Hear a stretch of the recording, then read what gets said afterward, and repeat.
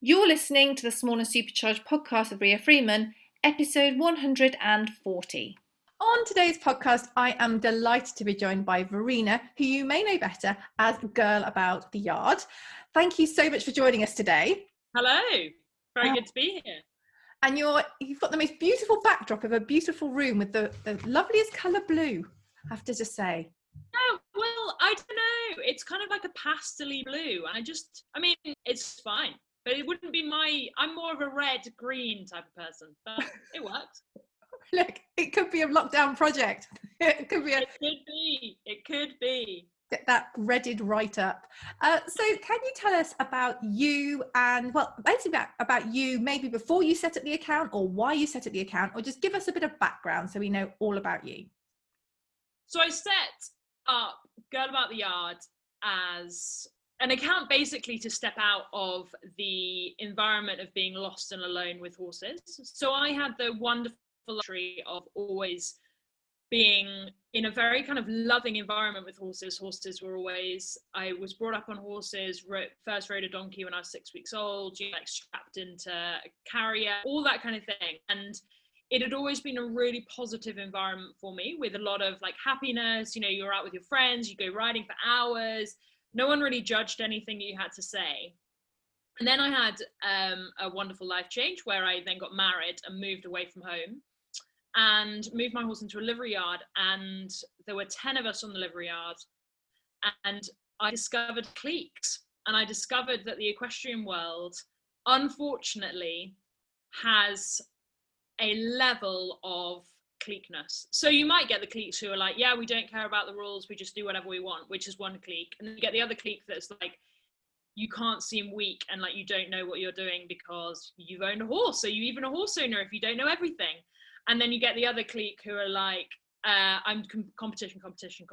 And it would appear on this particular yard that I was on that you couldn't be a mixture of all of them. And my horse is fit to my lifestyle, I don't fit to theirs. So if I wanted to bring him in slightly later or slightly earlier, because that fitted around my schedule, then I would. But of course you get but his schedule, like, is he going to get colic if he eats half an hour early? Is he going to be this if he doesn't get ridden on a Monday? And it got to the stage where I was like, this is lonely. Like, I'm around 10 people, 10 more, everyone's got other people who come onto the yard. And yet I feel like I'm on my own with my horse, which is obviously the dream scenario because hanging out with your best friend all the time is actually really fun. But the concept of not having anywhere to turn, like, for example, one day my horse got a cut on the leg, like not particularly dreadful, like there was some blood and it didn't need any stitches. I knew it didn't need any stitches. But I called the vet, and I didn't call the vet for a call out. I just called them and was like, hey, just wondering, can I just run this past you? Effectively, can I FaceTime you and you let me know whether or not I should be panicking or not? Cool. Saves the call out fee and all the rest of it. And so I did that and it was all fine. And they were like, yeah, brilliant, great. Yeah, no, don't worry. Put him in the box rest, put him in box for like a week, whatever, gave me some feedback.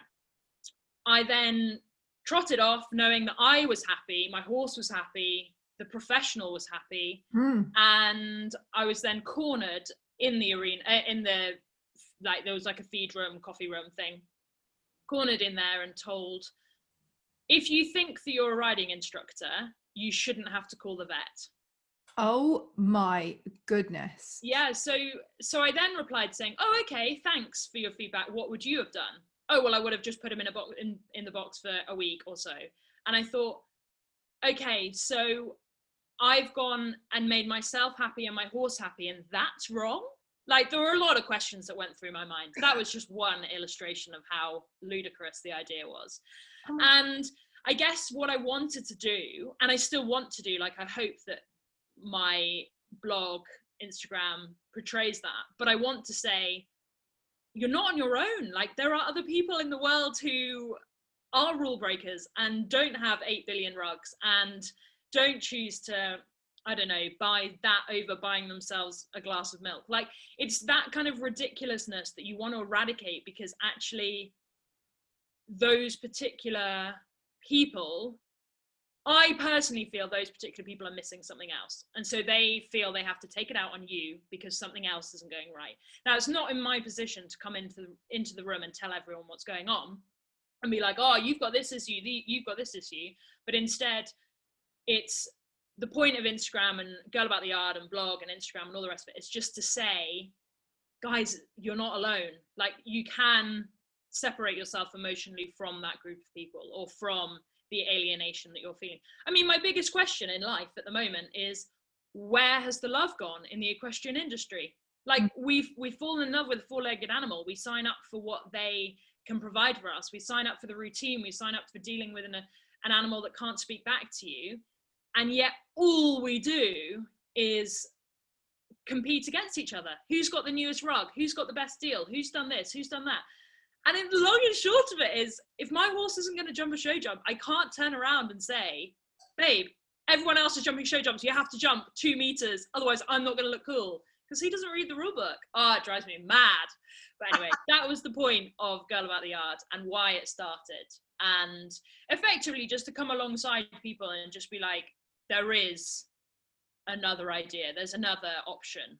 You know, where is the love? And I don't know where the love went. Isn't that a bit of a Black Eyed Peas song as well? Yeah, probably, yeah. I like that. It's quite a bit of Will.i.am.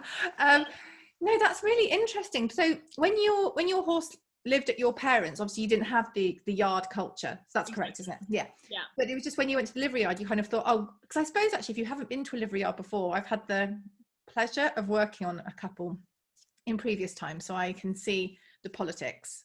I've seen it all. I've seen a lot of the politics, but in theory it's brilliant because, you know, you're all united by this love of the same thing. Like, you all want to do the best.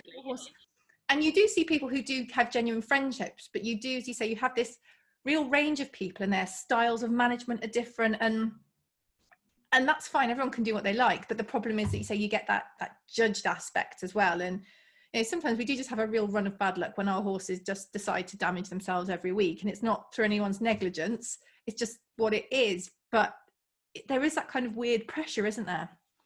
Well, it's the kind of expectation that without asking I wanted their opinion, and I guess it's that kind of infliction that is simultaneously incredibly generous. If I'm feeling like I want backup and I want someone to turn around and say, oh, don't worry, I don't feed a supplement either, then absolutely fine. But if I'm not interested because I've not asked, I guess it's that difficult question of like, how much do you want to get involved and how much are they your friends? Yeah. And I guess the luxury of having my horses, or my horse with my parents, was incredible, and I will never ever disregard that for the luxury that it was. And very luckily I now have my horse at home, but I know that that's not the case for everyone. But what I want to say through social media is that it's not the end. Like, just because you're in a difficult yard doesn't mean that there is no love in the equestrian industry, and doesn't mean that there is no way of changing it for yourself. I think the other thing that's really difficult is that not all livery yards are horrible. Some livery yards are the most fun, and as you say, people get really good friends from them. But I think when you're in a suppressed livery yard, you feel like you're on your own, and it's and I personally use social media as an escapism. And so to see little kind reminders being like, actually, I'm not rubbish. Actually, I do know that my horse is okay. Actually, the fact that he whinnies when I come into the yard is really loving. And the fact that he is still chilled, and the fact that, like, I haven't got the newest rug. And yeah, his rug has a massive rip down the side of it because I haven't repaired it yet. But he's still happy, he's still comfortable. And ultimately, whatever I'm feeling will get projected onto my horse. So I'm trying to enable other people, I mean, alongside the journeys that I take, to just really kind of come back to the initial point of their horse. Like, I'm not a competitive person.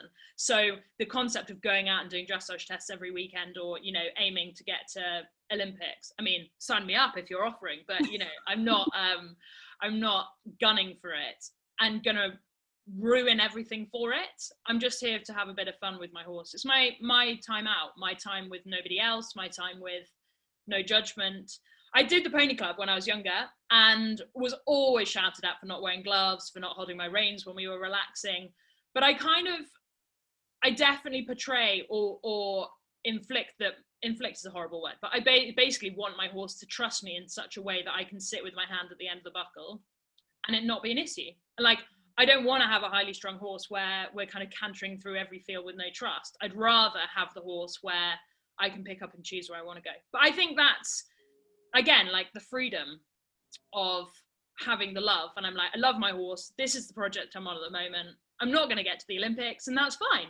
And if I wanted to get to the Olympics, I would have a different horse. So it's kind of like, I don't know, horses for courses, I guess, as the saying goes. And I want to say that to other people. I want to say, like, it doesn't matter. It really doesn't matter how well you did in a competition, because what I do well in a competition might be rubbish for other people and might be amazing for other people. And so comparing yourself to each other is like comparing yourself, like, I don't know, comparing a bee to like a monster. It's impossible. You don't know where they are in the line. And anyway, I get very passionate about the fact that I think people should be less judgmental and more accepting. No, but I also think it's a really good point when you said about, you know, it can be quite lonely, but it's lovely being alone with your best friend. But I think being alone in a group of people is the worst thing. If you're alone because you are going on a lovely hack on your own and you've just got your own time and you're on your horse and you're having a lovely time, that's just heaven. But when you're in a group of people and you feel alone, that's just awful. Yeah, soul destroying. Horrible feeling. So you started your account just to start spreading a bit of this love around. And how did it go? Like, how has it grown? Because you've got quite a really decent following now with amazing engagement. So how has that kind of gone? We were very kind. I actually started it completely by mistake and then decided to twist it into this whatever. I don't really know how I'd describe it. I kind of want to go with acceptability. I want to go with motivational, but also at the same time I just want to go with fun. Like, I'm here for a bit of fun. Not really. Anyway, back to where it happened. So we were living, when we first got married in 2017, I think Instagram stories came out. Instagram's been around forever, as we all know and love, but Instagram stories, I think, correct me if I'm wrong, came out in 2015, 2016. I'm and into that. and when I was watching them and I was falling in love, and it used to be where Instagram stories popped up on the explore page, so you could click through and watch loads of stories. That was my favorite thing to do. Instagram stories is my life. I love it. But I was basically on there, and we'd moved into this cul-de-sac when we got married, and we'd been there for whatever. And everyone in the village in this cul-de-sac had put their houses up for sale at the same time. So I went onto Instagram and I was like, guys, there's a ghost. I don't know how to find out about it. Where should I go? What should I do? Like, I think people aren't telling us what's really going on, yada, yada, yada. And somebody with over 30,000 followers, for whatever reason, was following me and shouted me out and said, this is hilarious. And overnight it went from 800 to something like 2,500. So then I was like, wow, that's so, thank you so much, one. And two, I was like, let's make something of this. And at the time I was going through this whole kind of like frustration with people just throwing their weight around. And I thought, right, this is it. I'm not seeing anything online that is of this ilk. And then it just very, very fortunately progressed from there. And just, I've been extremely lucky with my feedback. People are always incredibly kind and generous with their words. And I'd say it's a lot less horsey. It's more like, it's not a horse only. It's probably equestrian lifestyle, or maybe more countryside lifestyle with a touch of horses. And yeah, as I say, I'm just there for fun. Like, I'm literally just there to provide the escapism from somebody else's life, because that's why I'm on. I do a lot of my life on my own, which I love, because I can watch Instagram stories on loud. And that's a dream right there. That's it. 21st century dream. And yeah, so I use Instagram as effectively, loosely said, my friend. And I clock in and I see what other people are doing, and I find it a place of inspiration. I find it a place of encouragement. I also find it a place of what not to do. So it's this kind of like interesting. I've never felt that way about Facebook. Facebook has always been a drag, I'd say. Great for events, rubbish for anything else, in my opinion. It is a different animal. I have checked, it was 2016. I was thinking it was 2015 because it feels like we've had it for so long. Yeah. No, I know what you mean. I think the whole experience of Instagram is quite different. I think it's much easier to reach out to people and see what they're up to in a kind of nice, in a sort of in like a nicer way. I think with Facebook, you have to make friends with those people and sort of prove that kind of commitment, whereas you can discover people a whole lot easier actually on an Instagram, because you can follow a hashtag, or you can, a friend of yours shares it to their stories and you go and find out, a bit like how you said that kind of first jump for your account when someone saw what you were doing and said, yeah, this is really fun, have a look at this. You've got the ability to discover all these amazing people on Instagram in much far less jumps and far less having to kind of pledge your allegiance to people. It feels nicer. And I think it's much more the wonderful A word that nobody ever wants to mention. The algorithm is so good at recognizing what you've liked, so you're always within the same brand and like band or brand or whatever. You're always in the same world. So like, for example, I absolutely love interiors. I'd never post my own because it would mean I'd have to tidy my house, but I love interiors. So all of my explore page is either memes or interiors, and barely any horses. Yeah, I follow a lot of horses on my actual, it's crazy, but it means that you're in this position, as wonderful as Instagram is, that you're constantly sucked in because there's always new stuff to look at. But I think you also find a lot more, as you say, like it's a lot more accessible. And if I was to click on, small businesses or local small businesses, I'd see loads of things that would never make it anywhere near me on Facebook. So I think it's just that availability, accessible, I guess. It's amazing. No, I do like Instagram, and I know people do give it a hard time for some things, but I do often think that it's not the platform's fault. The fact that we have this platform, we have the ability to connect, is incredible. What people put into that platform isn't on the platform. It's not on Instagram's fault if people are spreading negativity, as much as when they're spreading positive things and being good. The platform doesn't often get the credit for that, but because it's the input, it's what you're feeding it, which is what it creates. But having that ability to connect, and I think this last year as well, even more than ever, when we haven't been able to go out to physical events and shows, the community on particularly Instagram, I think actually has been amazing. And when you find the right community, as you say, I'm a big fan of social media anyway. I mean, we know that. Otherwise, the podcast would be a bit of a waste of everyone's time. But but no, I love it. So you said that you did this person shouted you out and said this account's really cool, and that kind of got you up to about 2,500. But you're now 13. Yeah, so it's literally just happened like that. The best growth has come from people shouting it out, in the same way as you buying a product is going to come best as a friend telling you to buy the product. And in really fortunate environments, people have shouted me out and it's had a great reception.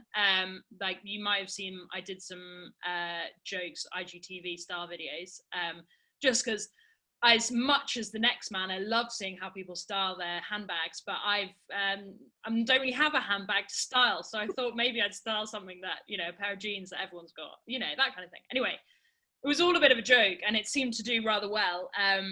And that got shouted out as a couple of things.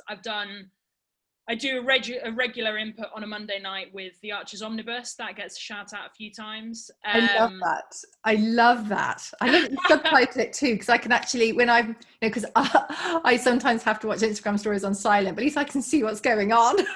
Yeah. And it's really interesting, actually, that whole movement of putting subtitles on. Like I watch because I'm on my own, I watch all my Instagram stories on loud. But it's really nice to know that when I'm in a queue waiting to go to pay, that I know who to click on for who will have subtitles on, and I know who to get a coffee and sit down and watch because they won't have subtitles on, and I know who's quick and easy and who will have fun music to go and listen to and all that kind of thing. And I think that's the luxury that comes from Instagram, but that all comes from people shouting out. So I think the most powerful way, if you're going to support somebody on Instagram, is to shout them out, regardless of what it is. It used to be a follow Friday vibe, it used to be a share Saturday vibe. I think now if you love someone, get it out there. No one knows until you tell them or tell people, because I don't know if you will have noticed, but the following tab has gone on the whatever it is, the heart notification section. So it used to be where you could see what other people are following and see what they like and all the rest of it, and then get involved and be like, oh, love their vibe, want to follow more of what they're liking or whatever. I mean, great way to see what your husband or girlfriend or whatever is liking whilst you're not there. I mean, part of me is like, is that why they closed it off today? But anyway, so that's gone. So the kind of the shout out is almost the only way to tell people what you love on Instagram. And the other thing, I've been very fortunate and got involved with a few giveaways to support smaller brands, because no one knows about them. You don't know, because Instagram's got however many billion people on it, and everyone's shouting as loud as each other. And sometimes it's really nice to collaborate. So I, this year and last year, have done that as kind of a give back to companies that I love, and I have found it very enjoyable. And feedback is very kind as well. But literally, in terms of growth, it has all been from shout outs. I've done a lot of things, to keep things going, but it's all really shout outs, which is incredibly generous. And a lot of what I love is a lot of people's mums or friends will come on and they're like, hey, I'm so-and-so's mum. And I'm like, oh, hi, how are you? And like, that's really nice. Like, and I say, oh, why don't you click in? And I've created some filters, and I, say, why don't you get involved with the filters? Oh, I don't even know how to click on anything other than your face, so I can't do that. And, you kind of like, the demographic is incredibly lovely, because they're always so supportive. I mean, very fortunately, I've had barely any hate. And if any hate, it's all been a difference in opinion, which I don't agree is hate. If I was to rug up my horse and then someone say, why are you rugging it up? That's not hate, that's investigation. As opposed to, I do know that other people are less kind, but fortunately, very, very fortunately, I mean, let's wait and see the hate will come through now, but I've not had it better not. I've not had, I mean, maybe I choose to see it all in a good light. I don't know, maybe. But I've been very, very fortunate.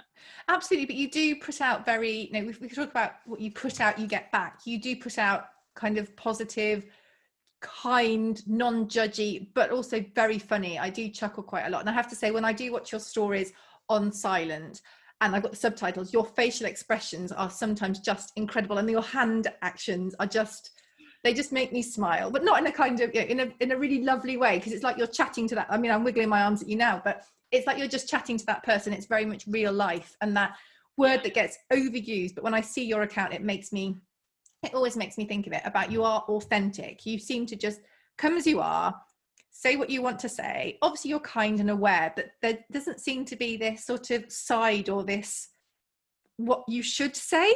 This is all positive. The way I'm saying it doesn't sound positive, but I think it's really good. I feel like you're the same person every time, and you don't do things for a particular effect. Yeah, you're very kind. I mean, sadly, once you've seen it all. So there's no like 5 top part dimension that you can find somewhere. This is it. But you're very kind. It luckily doesn't, it's all very natural. I've never really wanted to be behind the camera or in front of the camera, but it's happened, and I'm enjoying it, and it's my creative outlet, and for however long it'll stick around, and have some fun with it. And your horse and donkey are just the cutest. Is Lilybet the donkey? Yeah. And is Oscar the horse? Yeah. Because my youngest son's called Oscar, so I've... Oh, really? Oh, hilarious. Yeah. It's a good horse name. Sorry, he won't listen, he's only 5. I love him a lot, but no, they're fab, and I love seeing them when there was a story you put on a while ago when the donkey was running over to you at high speed, the little ears flapping. Love it. Yeah, I mean, that's a classic other thing. Supposedly, if you read on the internet, horses and donkeys shouldn't be friends, and they don't work to be turned out together, and they apparently have a massive issue with each other. But I mean, proven counteraction to that, my 2 love each other. Like, they can't be without each other. Oscar is a complete nightmare when he's without Lilybet, and Lilybet couldn't think of anything worse than ignoring Oscar. So I mean, it's a really, really, really interesting, like, we've always had a donkey I've always had a donkey when I was growing up, and have never thought twice about putting a donkey and a horse together. They just always have been. I mean, why wouldn't they? And that was the first thing, the first few comments that I got when I revealed Lilibet arriving was, oh, they won't get on. Trust me, they won't get on. And I was like, okay, thanks, let me know. And then since, I've actually had a few people say, wow, I thought they weren't going to get on. I mean, it's really hard, isn't it? Because if you read, like, without having your own, like, without having good experiences in that, you never know. Like, I could say the same thing. I could be like, oh, that bit's not going to work very well with your horse. But I don't know until it's happened. And also, how I ride is completely different to how somebody else does something. And yeah, I mean, I guess what I'm trying to say is we're all allowed to be different. Please just let everyone be different. Definitely. No, I was just thinking how my cob would respond to the donkey. I think she'd kind of look up and down and kind of go, "You're right. Let's eat." You know, I don't think I don't think she'd bother. But again, you hear about horses aren't big fans of pigs, and I have seen that in action. I used to work with horses. There was a neighbouring pig farm, but also sometimes the pigs came, like the piglets. If I don't know, I wasn't involved in the pigs. I sometimes get involved in, oh, can you just stand there and stop them running through? And I'm like, that pig is probably the size of me. But sometimes the horses will kind of go, oh my God, I can see them. And other ones will kind of go, morning, on the way past. Walk past, you're like, okay. But yeah, it really is horses for courses, isn't it? And so what's been kind of your lows on your Instagram journey?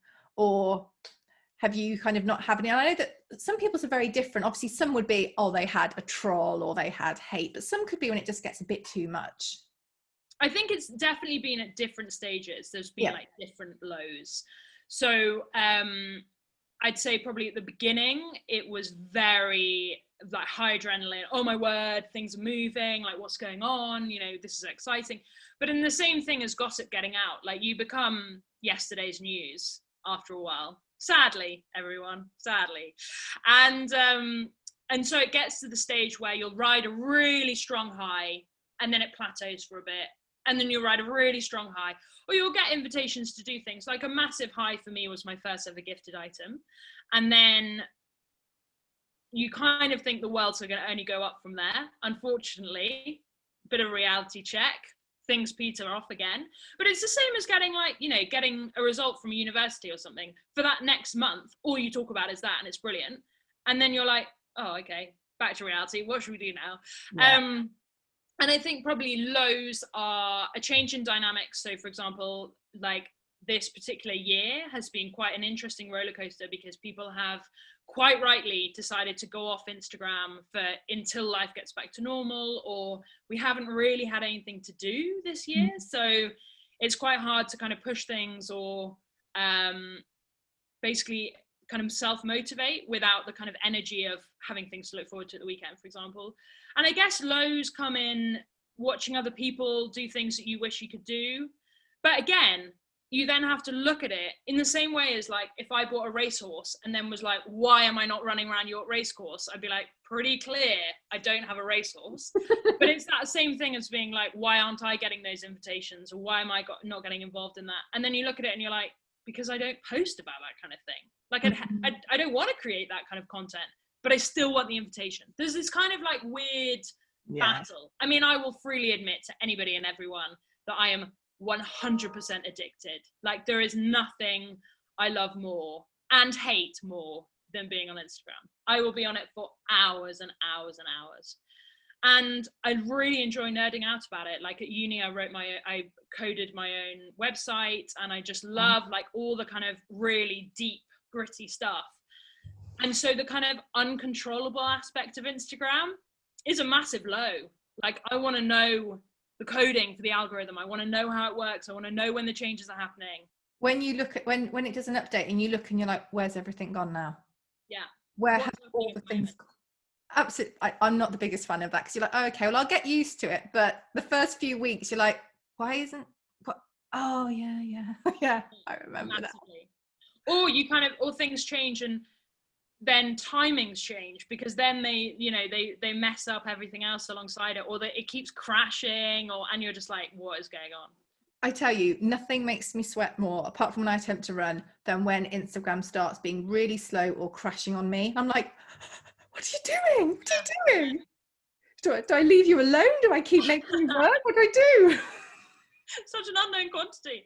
But it's really interesting, isn't it? Because people who have things online, like have forums or, positions, pages, whatever online, always say, get email addresses, get off Instagram. It's going to crash. It's going to die. And in those times, you're like, yeah, this is real. But then in the same breath, you're like, they really screwed themselves over if they actually got rid of this whole thing. Like, there's a lot of money in this industry to just close it one day.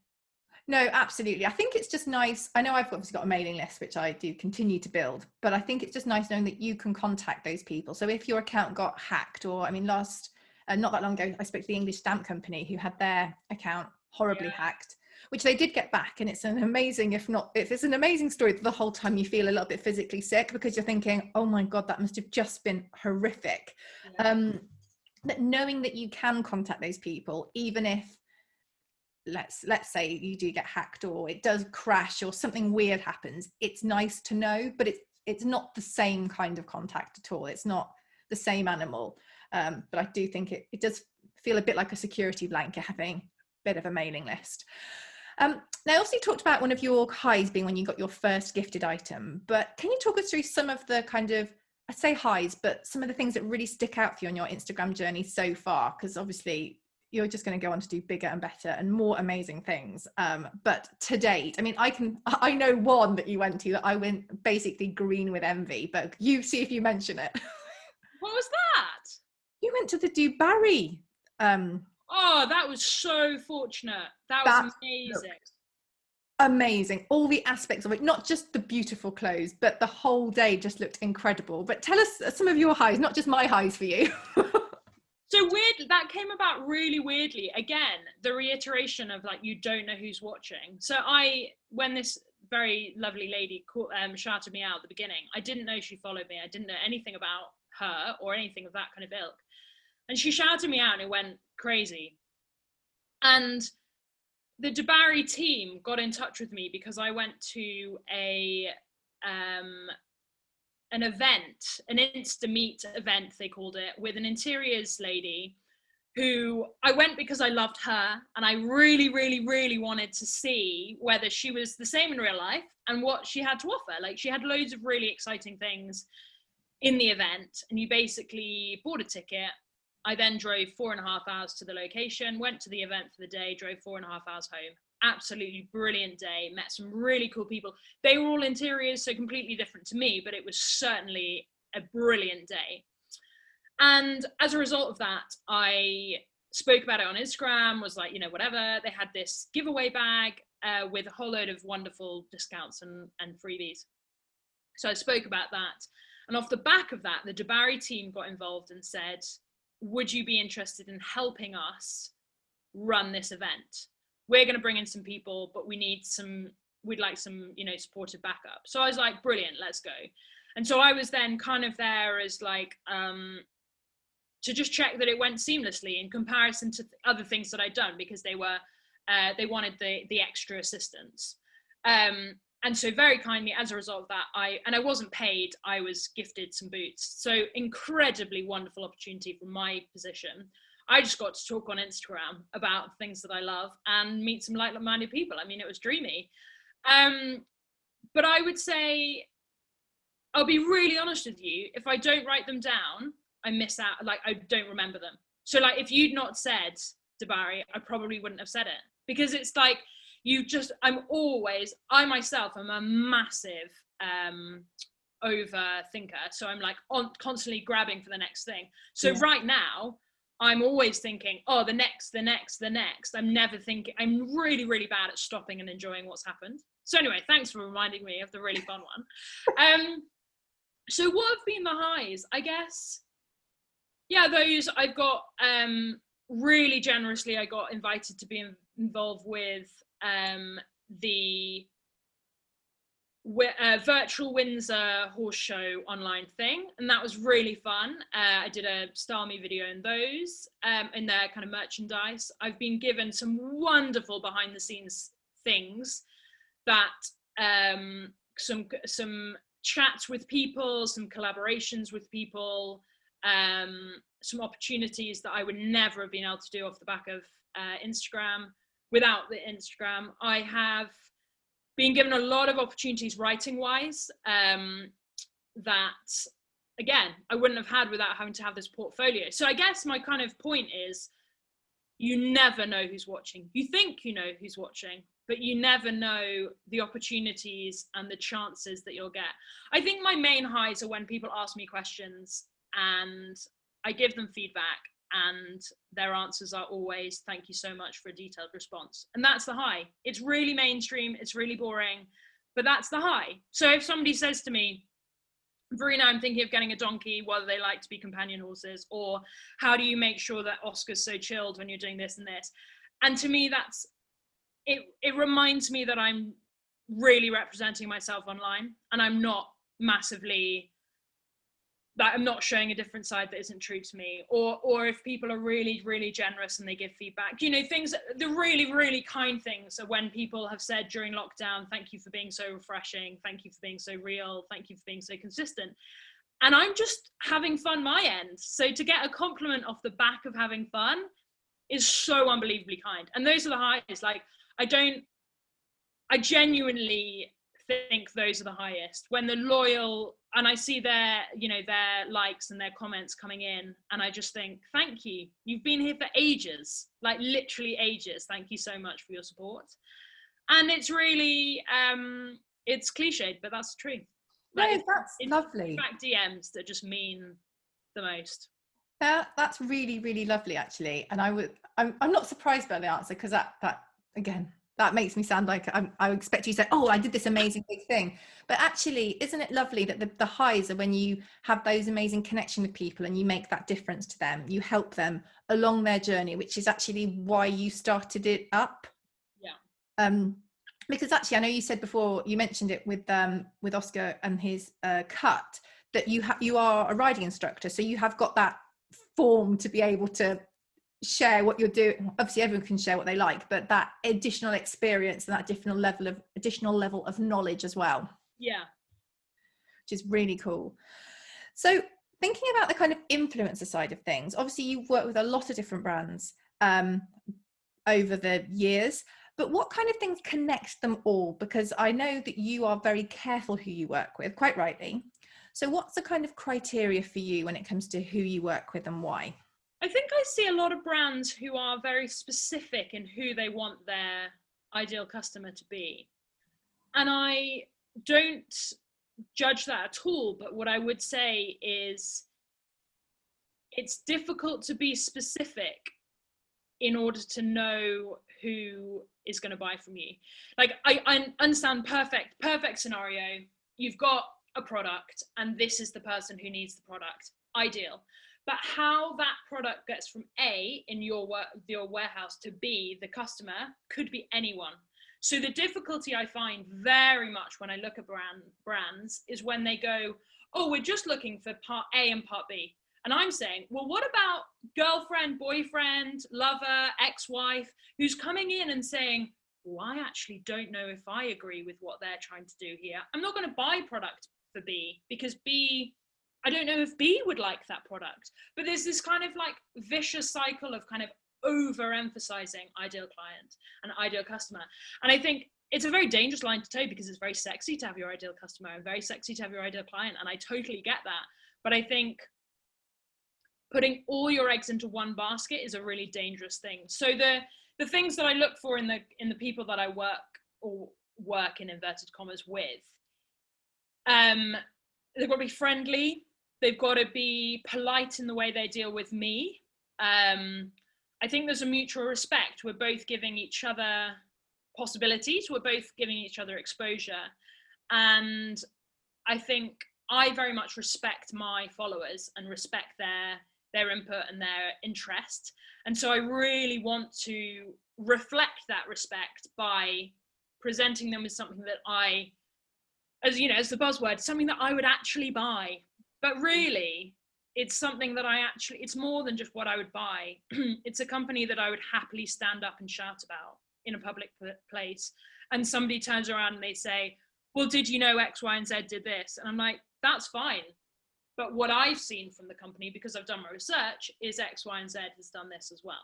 And I think it's really easy to see the sexy words that they have, fresh, eco-friendly, sustainable. And I'm not denying that at all, but I think they're very clever wording at the moment, but will they in 5 years' time, when that wording isn't as sexy anymore, still have the same kind of, that thing? And the other thing that I'm massively into is family businesses. I think support and family businesses. I really expect high-end communication myself, because we've all got availability to Google or to, Word, whatever, spell check. So spell check it before you send it to me is one, which I'm very picky about, although my captions are not always particularly grammatically correct, but, do what I say, not what I do. No, I'm joking. And I guess it's a mutual respect, I think. And very much, like, a few times I've tried to collaborate with people and they've not responded in a way that I'm enjoying, and so it just hasn't gone any further. Like, I've just, I've said thank you so much, but it's not going to work this time. And I think it's very easy to expect people to open up their social media for you as a customer, as a client, as a, whatever collaboration. But it's also, you've got to think about it in more legit, like, can you see that? So say, for example, okay, let's say Kylie Jenner collaborated with a horse brand. You'd be like, hang on a second, who's getting the better deal out of this one? I'm pretty sure it's the horse brand. But if you see Katie Price collaborating with the horse brand, you wouldn't think twice about it anymore, because I recently saw that she really wants to be on the front of Horse and Hound. So I'm excited to see what photo comes out of that. But you know that that's her kind of approach, and that she likes horses. So I think it's the kind of, would that really, come off in the wash? Or are you going to turn around and actually be like, hang on a second, this has nothing to do with me. Like, I don't even clean. Why am I talking about cleaning? That kind of thing. Like, yes. Is it a fair collaboration? I think is probably my biggest thing. And I think as well, that does link back to the respect you have for your audience, because, you do see accounts where you're looking kind of going, why would they promote that? What's the link there? And you think, okay, well, they've clearly been paid, which is, obviously fine. But to promote it, but there's actually no link there apart from that they've been given this thing and or given money to promote. They never talked about it before. It's not a subject they've talked about. Oh, but now it's everywhere. And I know that as a follower of influencers who have done that, I kind of look and go, I don't get this, because, or even sometimes even worse, that the week before they were promoting a direct competitor quite heavily, because, but they've been talking about them for a long time. And then the next week it's completely different, a different brand, but the product's basically the same. And I'm kind of going, so which one did you like? Yeah, it's a really interesting game, because I guess if you convert it into a school playground, if you were in a school playground with your mates in lower sixth, high, whatever, sixth form, college, and somebody went, oh my word, classic, you're wearing those shoes, yesterday you were wearing those shoes, which brand do you even like?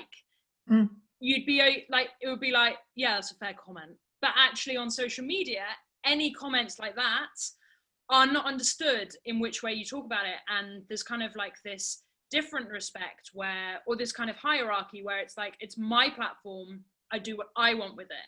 And I totally see that. I am with you on that. Like, it is your platform. But I think it's also play the game. Like, be respectful. Those people are interested for a reason. And, if you watch all the Instagram videos on YouTube where like, grow Instagram following, blah, blah, blah, blah, it all says, look at your insights and do what your Instagram followers like. In the same way as if your friend only likes to talk about horses, just talk about horses with them. It's like, if you put it into logic friendship, it's exactly the same thing. So why social media changes that, I don't know. No. And I guess the difficulty is you get it reveals how people behave in real life. And I guess that's the question. Like, am I going to get a different view if we meet up for coffee? Or am I still going to hear you ranting and raving about X and Y when we go out for coffee? Like, I guess that's the question. And I rate that much higher in my expectations and uses of Instagram. But I also have very strong opinions. So I'm sure there are many people out there who are just like, whatever, just like seeing her face, which is fair game. Absolutely.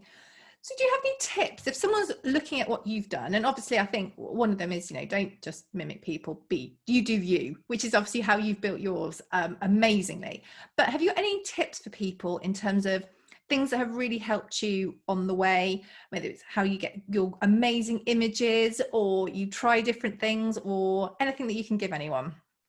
Be kind. And as lame as that is, it's not like, oh my word, babe, you look amazing. It's like, oh, I love that color on you. Oh, your eyes are popping out. Or let me just share this post for you because I know that this means a lot to you. Or comment on something, and if you see a friend doing an ad, comment and say brilliant ad. You don't have to lie about it. And I guess the thing that I would say is be supportive, and being supportive goes a long way. In the same way as if you're in a school playground and somebody's not having a great day, if you go over and hand them a fresh cup of water, miracles happen. I mean, I haven't been to school for ages, and I was also home educated, so whether or not these analogies are actually right, who knows? I like it. My image. No, but it is actually just applying the rules of normal life with how you interact with people in normal life onto Instagram. Yeah. And I would also say, when you get the luxury, or if you are already in the beautiful, very generous opportunity of having a following, reply to DMs. It doesn't take long. Give yourself 15 minutes or put the kettle on.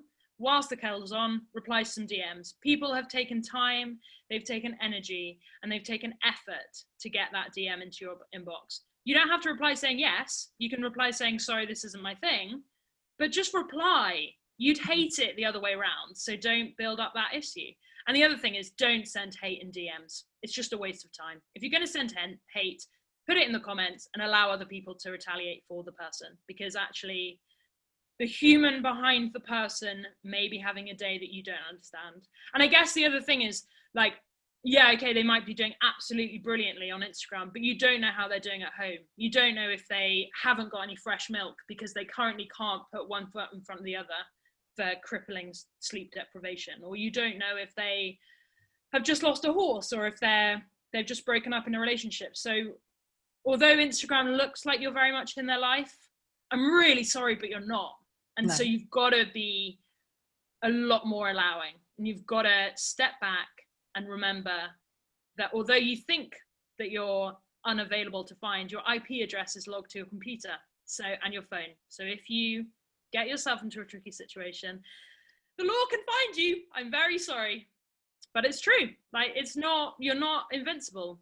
And I really, really want people to know that, because although it feels like you're invincible when you've got no logo on you've got no profile picture, your account says Sally23, and you think that you're totally anonymous, sorry, but I have an IP address tracker because I want to know where people are from. So I track them and I'll know where you're from. It's scary, but it's true. Like, you've got to protect yourself. It's not worth it anymore. No, and I think that because social media has given us an incredible platform and so many people use it beautifully and so well, there's always going to be someone that spoils it. But the good thing is that actually there is the law in place to help to protect people who are being trolled and who are having awful times, because we do see on the news people who have had a horrible time online and in some cases have done very radical things, ended their lives because of it, which is just unbelievably horrific. And that kind of thing's just got to stop. It's such a positive place, or it can be, but as you say, don't be that person. Just put your phone down, go outside. If you're annoyed by something, put your phone down and do the washing up, or go and run up the stairs a couple of times, or hop on the spot until your adrenaline takes over and you change your mind. Like, the reality is, if you send a message in frustration and then the police come knocking on your door, you're going to wish you never sent that message. So why don't you think about that side of things rather than I'm going to feel really good because I've just told her that she looks dreadful in pink. I already know I look dreadful in pink. Thanks, though. I'm sure you don't at all. I have to say, before I ask you all the places we can find you, your reel with the other people in the Social Supercharged Riders group was just incredible. It was so fun. It was just brilliant. And I mean, do you want to talk about how that came about? Because it was just fab and it's so useful as well. Yeah, so Ria has this great course that you can go on and learn all the in behind the scenes of social media and great ways to use it to feel confident and all that kind of thing. And I joined it to see what the great thing that everyone was talking about was about. And on the group comes a Facebook page or a Facebook group. And they're just a great load of like-minded people. I thought at the beginning of lockdown that we would try and just check in, see how people were. That went down well. And then I thought, actually, we're all horse riders. So why don't we do something that can put a fresh perspective or, little tips for when we're all feeling a little bit overwhelmed. And very, very lovingly, a few of the girls got involved, and you can see it. Go to girlabouttheyard.com, or not even girlabouttheyard.com, you won't see anything on there. Go to Girl About the Yard on Instagram, click on the Reels button, and look for the one where I'm winking at the screen and pointing at the screen, and you'll see all the girls on there. The brilliant thing was they were so ready and up for it, and so keen. And I didn't have to, repeat it hundreds of times or anything. They were just like, yeah, I'm there, I've got my tip, let's go. Which just really shows you the good side of the community and says, actually, behind the scenes, we're all there and we're all real and we're all keen to help. So it's a great, great group of girls. They are amazing, and I have to say you're fab in there, and I love your check-ins. They always make me smile, and the reel is just amazing. I'm quietly hopeful that you might do a few more reels with them. I think they're going to love it.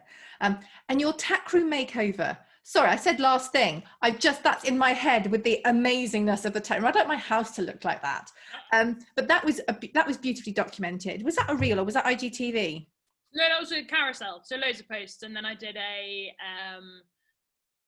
time lapse of Rob doing all the work and putting the tongue and groove up. But yeah, I've always dreamt of having that kind of thing, and it's lockdown, so we weren't going anywhere. So I just thought, why don't we do it? And it's racing green, which would be the color of everything if I possibly could. And yeah, it's amazing. And actually, I'm really, again, very, very grateful for the reception that it had. I love it, but I didn't realize anybody else would love it. So brilliant. It's fab. Might get you around to do the house. Can you tell us all the places where people can follow you and find out more about you online? So you'll find me every day on Instagram at Girl About the Yard on everyday stories. At the moment, I'm pretty much there the whole time, chatty. I do subtitles, so don't worry, you don't have to have the sound on all the time. You can find me online at girlabouttheyard.com. I also cheekily have merchandise if you fancy a cap to represent how much of a girl about the yard you are. And yeah, I mean, I'm on all the socials, but those are the ones that really matter. And come and join my monthly musings, which is a newsletter all about lighthearted things once a month. And yeah, we'll see what 2021 has in store for us. What a year. What a flipping year. Yes. Well, I mean, I have to say your stories genuinely always make me smile, whether you're doing like cookery based creations that always make me feel like I need to get more ingredients in. Your tea, when you did the tea reviews, loved those. I sound like such a stalker, but I think you do seek out things that uplift you or make you smile, and yours definitely do. So thank you so much for that. And thank you so much for coming on today. It's been amazing to chat to you. Yeah, great to chat. Thank you so much.